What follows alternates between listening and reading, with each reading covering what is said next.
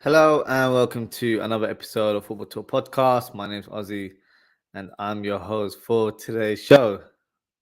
What a frustrating game it was for Liverpool, to say the least. It was always going to be mission impossible. I saw a lot of Liverpool fans were quite optimistic about this game. I, on the other hand, wasn't.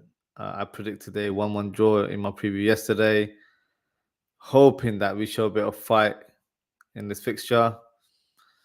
For me, that didn't happen. So what we'll do, we'll analyze the game, do the player ratings, and yeah, it's been a long night. So let's begin. So first half, Liverpool actually started quite positively. Núñez had a shot in the opening 6 minutes, I believe it was. And then Cruz, who was in place of Tchouaméni for this fixture, no surprise in my opinion. I thought he would have started due to his experience. He had a shot on goal, comfortably saved for Alisson. And speaking of Alisson, he made some blinding saves throughout the game. The first one, nice pass by Benzema from the left-hand side to Vinicius Jr., who was on the right-hand side. This was just from a set piece. He shot from close range, and somehow Alisson unbelievably saves the ball with his arms. What a out of this world save that was. Then minutes later, Camavinga has a shot from distance and fingertip save again from Alisson onto a crossbar. You know, the first leg, both goalkeepers were at fault for a goal each. In this fixture, they were probably best players on the pitch, and Courtois had to join the party. And then it was his turn to be under the limelight. Núñez has a shot from the left-hand side. Great save, one-handed save by Courtois. And a few moments later, Gakpo gets a loose ball in the area and then tries to smash it into the top corner. Saved again by Courtois. So I think those were the big chances in the game. Had Liverpool got one of them, it would have changed the momentum. And you would expect sort of like a turnover within the squad or within the team. And you expect more coming from the players. Decent performance, but for me, I always feel like with this game, if we were to get anything out of it, we had to do something in the first half. The longer the game went, for me, we're not heavy metal football anymore. Let's just keep it 100. We're not that team anymore. We have to play with the press from the beginning and forget the Manchester United result, because that is what we're glorifying in terms of our best performance. We don't play like that week in, week out. We don't press teams like that week in, week out. So against a team of Real Madrid's quality and at that stadium as well, yeah, it wasn't going to happen. So first half, Vinicius Jr. was so dangerous every time he got the ball. At that stage, I'm thinking Liverpool need to pick up the tempo. Everything was so slow-paced and predictable. We were lacking creativity from midfield, and changes needed to be made. And they were made later on. But the first half didn't start very well, to be fair. Robertson misplaces the pass that allowed Valverde to go through on goal. And another great save from Alisson. Benzema gets a rebound shot, and that was comfortably saved as well. But literally straight after, we're on the counter-attack from that move. Salah goes through on goal, tries to pass it to Núñez. Terrible effort. The chance was gone there. Trent Alexander-Arnold blocks an effort from Benzema moments later. For me, that's the only thing he did all game. Now, the 56th minute, subs come on. So I believe it was Firmino and Elliott come on. And it was Darwin Núñez and Milner, I believe that was substituted, from what I remember. But the surprise was Núñez being substituted. He was by far our best player, the most attacking threat in the front line. What was Klopp doing trying to take him off at that time? Ridiculous, in my opinion. After that, Real Madrid pretty much controlled the second half with ease. Liverpool had a moment where they were playing some neat one-touch football around the box in the 76th minute, but instead they were trying to score the perfect goal. There was a moment where Elliott had a half a yard to take a shot, should have smashed it in. That piece of play was our best moment in the game, and it was simply wasted by us trying to be Man City, trying to score that perfect goal. We're not Man City by a long mile. And then moments later, Real Madrid got the winning goal off the leg. Scruffy finish from Benzema, but hey, at that stage, who cares? Real Madrid got the goal and pretty much put the tie to bed. So overall, very, very frustrating performance from Liverpool. Despite playing a 4-2-3-1 formation, which if you watch my previous content, you'll know that is the formation I want us to play week in, week out. But we just lacked creativity in the middle of the park. We lacked intensity in our play. We were lethargic on the ball, static in position. There was no movement from any of the players. We were so predictable in our play today. It seems like we play one way, and that's it. It's been the tale of our season, unfortunately. Now, I've seen a lot of fans on social media screaming "Klopp out."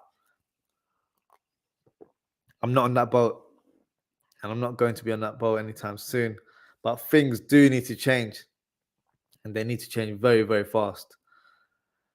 At the moment, if I'm being honest, it looks like the current crop of players aren't capable of playing the way Klopp wants to play. But that's me being more pro Klopp there. Let's flip the coin and look at it from a different perspective. Has Klopp lost the dressing room? I think it could be the case. I can't dismiss that idea. The team aren't playing with the same level of play, same zip with the passes, intensity with the pressing. We're not playing that kind of level of football. So who's to blame? Is it the management? Is it the players? For me, it's a combination of both. It's unfair to put the blame on Klopp simply because he's the manager. I think the players have to take a big chunk of responsibility. They're at fault as well. For me, they are playing below par, and reinforcements need to be made in the summer. So, very frustrating. Just got a comment here from Mason Smith.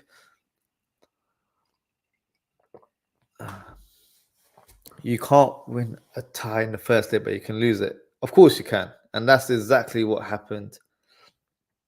That's exactly what happened with Liverpool. That second half was just absolutely disastrous in terms of how we played. Yeah, very, very disappointing, to say the least. I think there's no other thing but to do the player rating. So let me load up some graphics for you guys, and let's do the player rating. So, let's begin here. So, Alisson, I mentioned Alisson. He had a fantastic game considering he was on the losing side. He was the best player on the pitch. And this is when you know your team's doing really badly, when your goalkeeper is by far the best player of this season. And yeah, so Alisson, I know we lost, but in terms of his performance, I thought he was amazing. Made some spectacular saves. Had it been another keeper, it might have been another 5-0 defeat, if I'm being honest with you. Now, Trent Alexander-Arnold. What do I say about him? Shambolic. One word to describe his performance today.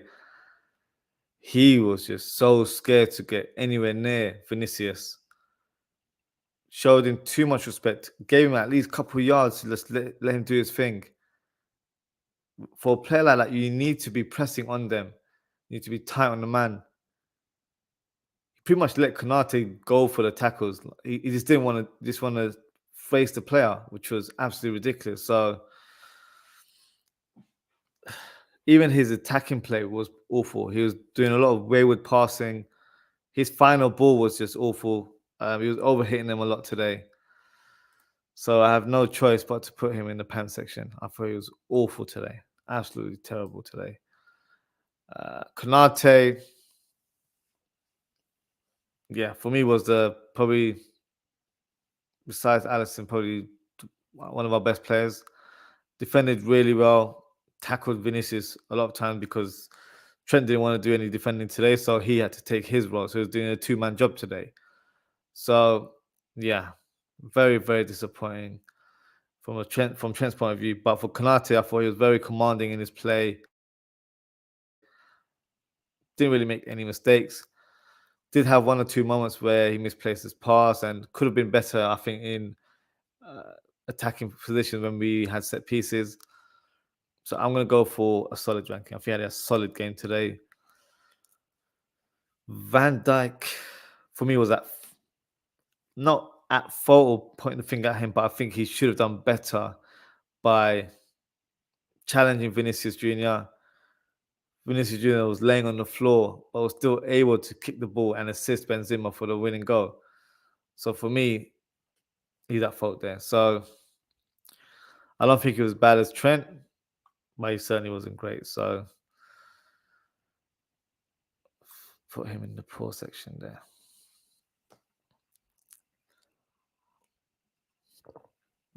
Now, Robertson. Yeah, Robertson had a poor game, to say the least. I think there were a lot of parts of his game where his passing was just, yeah. Even in, I think, the opening few minutes, in the second half, he nearly gave the ball away. And that could have been, we could have been 1-0 down from the beginning of the second half. Not that it mattered, to be fair, but I wanted to see a different performance from this team after that embarrassing loss against Bournemouth. Doesn't seem like we've learned much of a lesson, to be fair. So I'm going to go for Robertson in the poor category. Midfield. Milner. So I was scrolling through social media at 10:30. I see a lot of people saying, "Oh, put Milner right back or take him off." I actually don't think Milner was that bad today. He wasn't best. He wasn't spectacular, but he tried. He tried to make tackles. He tried to work for the team. And I can't even say that for a lot of the players. A lot of the players today did not show any effort whatsoever. So, with that said, I'm going to put Milner in the average section. I think he did all right today. Fabinho, yeah, I think I can't just point at certain players, but Fabinho, I remember him having a through ball towards Salah, which was an easy pass. It wasn't a difficult one. And he over here, Trent did the same as well. A lot of the players just couldn't have that eye for the pass today. It was just, overhitting everything, which was just ridiculous. So in terms of his defensive play, I think he got outrun quite a few times, to be fair.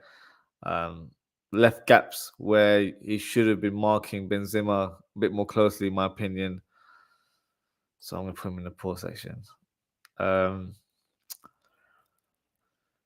Go for Salah. So Salah actually didn't have a terrible game. I wouldn't say he had a decent game, but he tried, for me, one-on-one with Nacho. Nacho just didn't stand a chance today.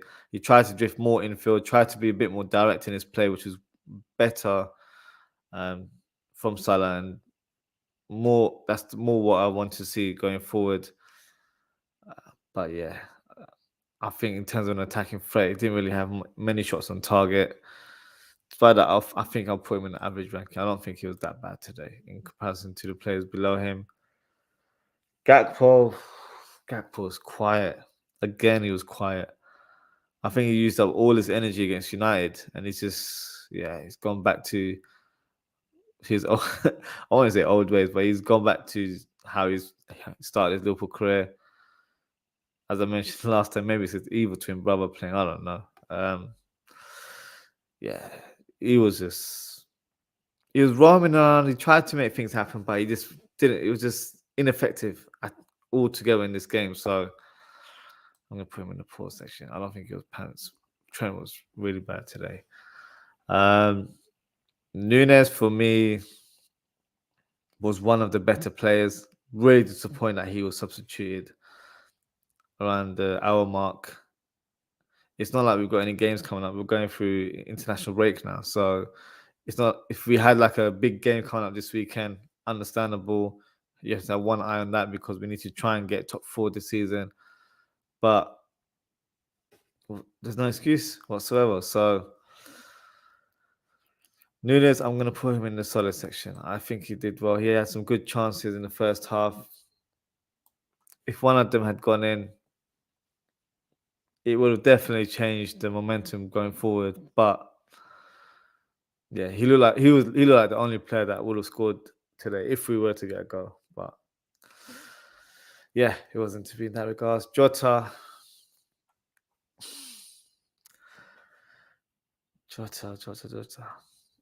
He didn't do much today. He was quiet.